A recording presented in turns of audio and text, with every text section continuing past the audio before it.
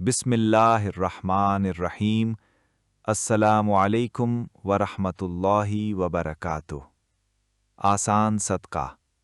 حضرت ابو ہریرہ رضی اللہ تعالی عنہ سے روایت ہے کہ رسول اللہ صلی اللہ تعالی علیہ وسلم نے ارشاد فرمایا، تمہارا دو آدمیوں کے درمیان انصاف کر دینا صدقہ ہے۔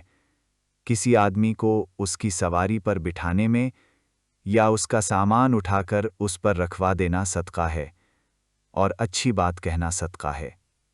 صحیح مسلم، حدیث نمبر 2335۔